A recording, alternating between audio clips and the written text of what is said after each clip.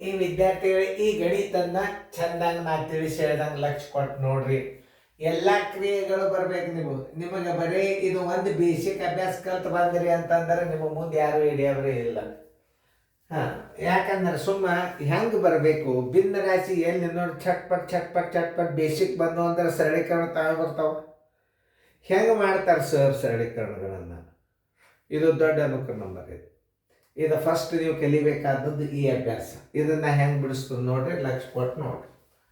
ಇಲ್ಲೇ ಇದು ಈ ಬಂದ ಉತ್ತರಕ್ಕೆ ಭಾಗಲೇ ಚಿನ್ನ ಹಾಕೋಬೇಕು. ನೀವು ಹೆಂಗೆ ಹಾಕೋಬೇಕು ಅನ್ನೋದು ತೋರಿಸ್ತಾನೆ ನೋಡ್ರಲ್ಲೇ. ಇಲ್ಲಿ ಹಚ್ಕೊಳ್ಳೋ ಪದ್ಧತಿ ನೋಡ್ರಿ. 7 3/2 ಗುಂಡ್ಲೆ 2 3/2 ಭಾಗಿಲೆ 3 5/2.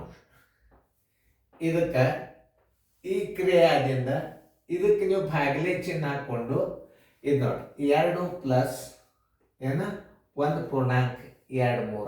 ಇದನ್ನ ಅರ್ಥ ಹಿಂಗೆ ಮಾಡ್ಕೋಬೇಕು ನೀವು. ಅಂದರೆ ಏನಾಗ್ತದ, ಈ ಕ್ರಿಯೆನೂ ಮುಗಿಬೇಕು, ಈ ಕ್ರಿಯೆನೂ ಮುಗಿಬೇಕು, ಅಂದಾಗ ಭಾಗಕಾರ ಆಗ್ತದೆ. ಆಮೇಲೆ ಈಗ ನಾವು ಈ ಕ್ರಿಯೆಗಳನ್ನು ನಾವು ಬಿಡಿಸ್ಕೋತ ಹೋಗ್ಬಿಡೋದು. ಈಗ ಇದು ಸರ್ವಾಸ್ ಬಾಗಿಲಿ ಎಲ್ಲಿ ಬಂತಂದ್ರೆ ಇದಕ್ಕೆ ದುಂಡು ಕಂಸ ಬಿತ್ತು. ಇದಕ್ಕೆ ದುಂಡು ಕಂಸ ಮಧ್ಯಾಂತರ ಈ ಚಿಹ್ನೆ ಏನದಲ್ಲ, ಇದು ಸರ್ವಾಸ್ ಬಾಗಿಲಿ ಅಂತಾರೆ. ಇದಕ್ಕೆ ಈ ಸರ್ವಾಸ್ ಬಾಗಿಲಕ್ಕೆ ಏನದ, ಈ ಕಂಸ ಹಾಕಿದಾಗ ಇದು ಸರ್ವಾಸ್ ಬಾಗಿಲೆ ಆದಂಗೆ ಅದು. ಈಗ ನಾವು ಈ ಕ್ರಿಯೆಗಳ ಪ್ರಕಾರ ನಾವು ಭಾಗಾಕಾರ ಕ್ರಿಯೆಯನ್ನು ಮೊದಲು ಬಿಡಿಸ್ಕೊಳ್ಳೋದು, ಆಮೇಲೆ ಅದನ್ನು ಬಿಡಿಸ್ಕೋಬೋದು ನೀವು ಬೇಕಾದ್ರೆ. ಇದಂತೂ ಭಾಳ ಸರಳ ಅದು. ಅದನ್ನು ಡೈರೆಕ್ಟ್ 2 1 3 ಪೂರ್ಣಾಂಕ 2 3/2 ಮಾಡ್ಕೊಂಡ್ಬಿಟ್ರು ಬಂದುಬಿಡ್ತವೆ. ಈಗ ಕಂಸ 7 3/2 ಗುಂಡ್ಲೆ 2 3/2. ಇದನ್ನು ಭಾಗಾಕಾರ ಇದ್ದದ್ದು ಗುಣಾಕಾರ ಹಾಕೋರಿ. ಮೇಲೆ 5 ಆಯ್ತು, ತಳಗೆ 3 ಆಯ್ತು. ನೋಡಿ ಈ ಕ್ರಿಯೆಯನ್ನು ಮಾಡ್ಕೊಂಡ್ರಿ ಅಂತಂದ್ರೆ ಏನಾಗಿಬಿಡ್ತದೆ, ಮೇಲೆ ಆಯಿತು. ಇದು ಸರ್ವಾಸ್ ಬಾಗಿಲೆ, ಇದು ದೊಡ್ಡ ಕಂಸ 2 1 3 ಪೂರ್ಣಾಂಕ 2 3/2.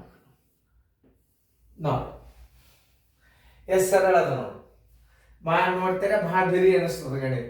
ಈಗ ನೋಡಿ ಇಲ್ಲಿ ಎಲ್ಲಿಯೂ ಮೇಲೆ ಭಾಗ ಹೋಗ್ತಾವಂದು ನೋಡ್ರಿ. ಇಲ್ಲಲ್ಲ, 7 2 14 14 5 70 14 5 70 2 2 14 14 5 70 5 2 17 3 3 9 9 3 27. ಇದ್ರ ಉತ್ತರ ಬಂತು ಸರ್ವಾಸ್ ಬಾಗಿಲೆ. 3 3 9 1 2 11 11 3/2. ನೋಡ್ರಿ ಈಗ ಈ ಕ್ರಿಯೆಯನ್ನು ಮುಂದೆ ಬಿಡಿಸ್ರಿ. 70 27 ಗುಣಾಕಾರ ಹಾಕಿದಾಗ ಮೇಲೆ 3 ಆಗ್ತದ, ತಳಗ 11 ಆಗ್ತದೆ.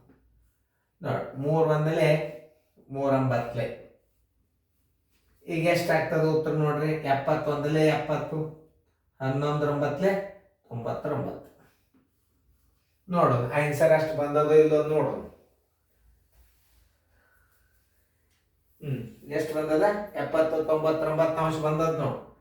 ಇದು ಸರಳ ರೀತಿ ಅದ.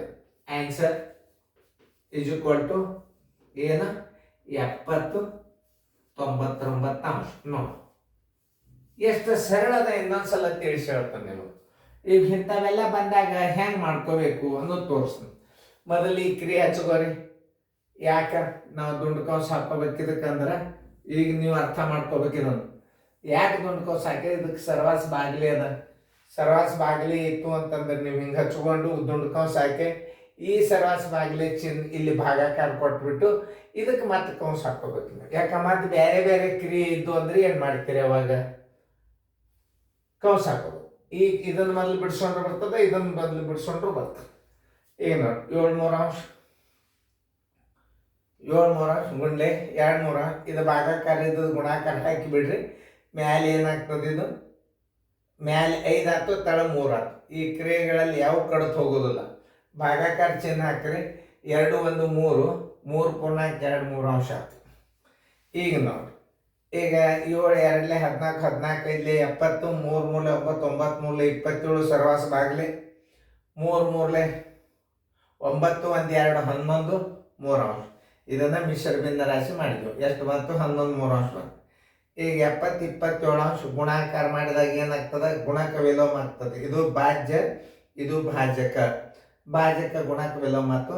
ಮೇಲೆ 3 ತಳಗೆ 11 3 ಒಂದಲೇ 3 9 70 11 11 99 ಆನ್ಸರ್ ಇಸ್ ಈಕ್ವಲ್ ಟು 70 99 ಅಂಶ. ನೋಡಿ ಎಷ್ಟು ಸರಳ ರೀತಿ ಒಳಗೆ ತೋರ್ಸೇನಿ ಇದನ್ನು. ಭಾಳ ಗಟ್ಲಕ್ಕೆ ಹಾಕೋಬಾರ್ದು ನಾವು. ಸರ್ವಾಸ ಬಾಗಿಲೆ ಮತ್ತು ಮ್ಯಾಲಿನ ಗುಂಪಕ್ಕೆ ದುಂಡು ಕೌಂಸ ಹಾಕ್ಕೊಂಡು ಬಿಡ್ರಿ. ಕ್ರಿಯೆಗಳನ್ನೆಲ್ಲ ಹಾಕ್ಕೊಂಡು ದುಂಡು ಕೌಂಸ ಹಾಕೋರಿ. ಇದರ ಸರ್ವಾಸ ಬಾಗಿಲೆ ಚಿನ್ನ ಬಾಗಿಲೆ ಕೊಡ್ರಿ, ಇದಕ್ಕೆ ದುಂಡು ಕೌಂಸ ಹಾಕೋರಿ. ಯಾಕೆ ಇದರಾಗೆ ಗುಣಾಕಾರ ಅಧಿಕ ಗುಣಾಕಾರ ಭಾಗಾಕಾರ ಬಂದು ಅಂದ್ರೆ ಆ ಕ್ರಿಯೆಯನ್ನು ಬಿಡಿಸ್ಕೋಬೇಕಾಗ್ತದೆ. ಇದರ ಪ್ಲಸ್ ಮೈನಸ್ ಎಲ್ಲ ಲೆಕ್ಕ ಬಂದವ ಚೆಂದಂಗೆ ಬಿಡಿಸ್ಕೊಡ್ರಿ.